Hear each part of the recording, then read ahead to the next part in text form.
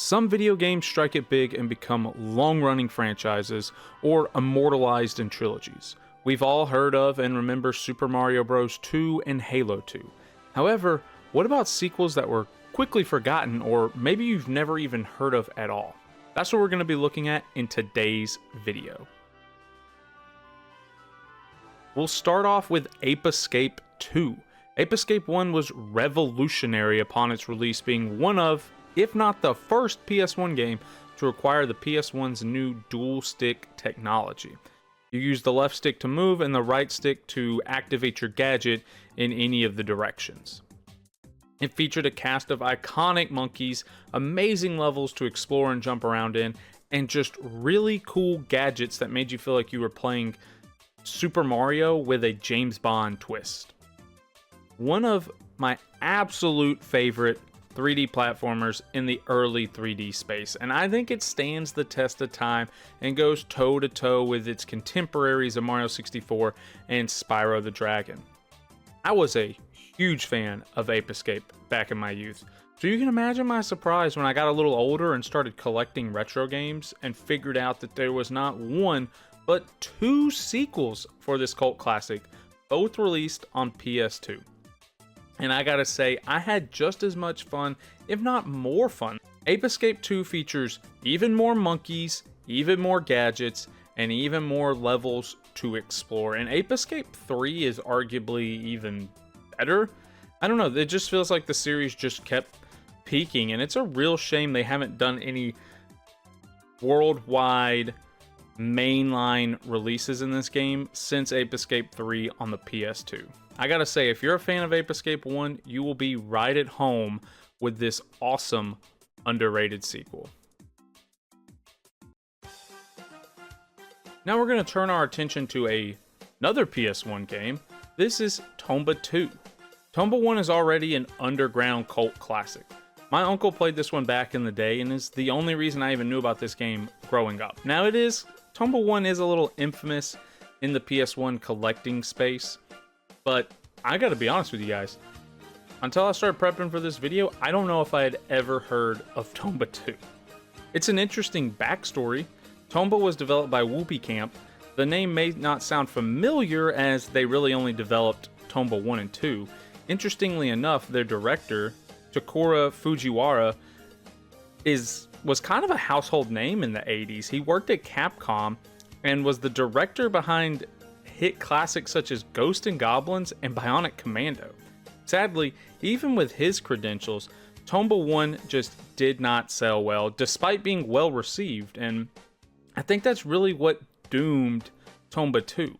It also was well received, however, it's a follow-up cult classic to another cult classic. So even though these games are well revered, they were received well at the time, they just didn't sell well. And as a result, their company actually went out of business around the year 2000. This next game is super obscure. Like, so obscure, I don't blame you if you've never heard of it. We're talking about Solatorobo, Red the Hunter. Now, I know what you're thinking. Solatorobo, Red the Hunter, was there a part 1? No, not exactly anyway. This is our first instance of a spiritual successor. Now, unlike a lot of spiritual successors, this game was developed by the same team. CyberConnect made both of the games in question here today. So I'm not sure why they're calling it a spiritual successor and not a continuation of the series. A lot of the times with a spiritual successor, it'll be someone who played the game in their youth, got old enough to make games, and tried to make, a sequel. I think a lot of people view A Hat in Time as just the spiritual successor to the 3D genre, pulling on inspirations from Mario, Banjo-Kazooie, Wind Waker, stuff like that. But this is the same developers working in the same universe. Now, these games are so rare. I've never seen them in person. I've never played them. I've never even watched a Let's Play, so I could be wrong. But I think it's a spiritual successor because it isn't really any of the same main characters. It either takes place in the future or something like that. If you've played the game, feel free to leave a comment down below. But yeah, this is more of a spiritual successor, I guess is what they're calling it. Either way, the first game, Tail Concerto, came out in 1998 for PlayStation. Dude, like all these PlayStation 1 games were such cult classics, yet we have never heard of most of their sequels. It's insane to me. Now, there's a lot of things that doomed Solo to Robo into being a kind of forgotten sequel. I will say if you're a DS collector or a retro game enthusiast, maybe you've heard of this, but if you're the general public, or if you're like modern games who just happen to watch my channel, you've probably never heard of this game. And here's a couple of reasons why, and I think they highlight why so many games have forgotten sequels. A 12-year release gap. Remember, Tail Concerto came out on the PlayStation 1, whereas Solo to Robo Red the Hunter came out on Nintendo DS. That is quite the length in time. Secondly, just like with Tomba, it's an obscure sequel to an obscure game. So, I mean, most of like I had a PS1 growing up. I had never heard of Tail Concerto. Third, it got downshifted, if you will. It went from a home console, PlayStation 1, to a handheld. Now, you could argue that the DS had a very large install base, so maybe that wouldn't be a death sentence, but I don't know. I feel like that blessing really is reserved for mostly Nintendo titles like Kirby and Pokemon and even the Mario and Zelda games. Sure, they're all going to sell well on DS, but is an obscure sequel a decade later going to sell well? You know what I mean? Next, I would say the naming hurts it. Like, it's got I think its universe is called Little Tales Bronx or something like that, but I don't think that's anywhere on the packaging. I don't think it says like a Little Tales game. I think, look at this box art for Tail Concerto, and then look at this box art for Solo to Robo. Yeah, they both have anthropomorphic animals, sure, but there's nothing outside of that makes you think like, oh, yes, that I'm so glad that game's getting a sequel. You know what I mean? So I just think those combinations of things really doomed this game. Now, it has a cult following, I won't deny that, but just living in the moment of being back in around 2010 and wondering why this game didn't sell well, I think you can kind of see based on those reasons. Now, I do want to take a second to spotlight CyberConnect, the developers, because honestly, I love this story.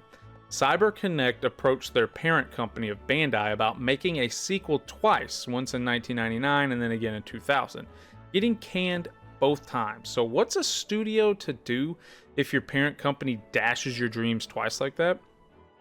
Well, they would pivot and they would go on to make Dot Hack, one of the most successful PS2 franchises probably of all time. But to end up in a video titled Obscured Sequels You've Never Heard of, then you already know they didn't give up.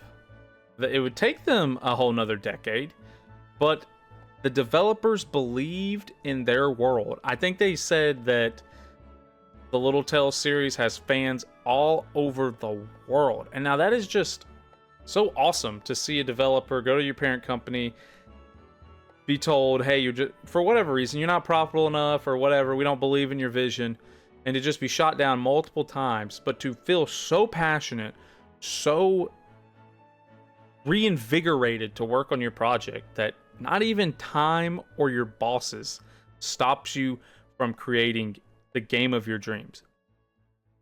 Now, if you would like to see CyberConnect's full story turned into a video here on the channel, please let me know. I think that would be an awesome video. For the last game today, I thought I would look at a different reason than the ones we've discussed, and a game not on the PS1. Oddly, I did not mean for every game to be a PS1 game. It's just how it happened. The reason that this game is a forgotten sequel is because it never got a global release. That's the curse for this forgotten Pokemon game.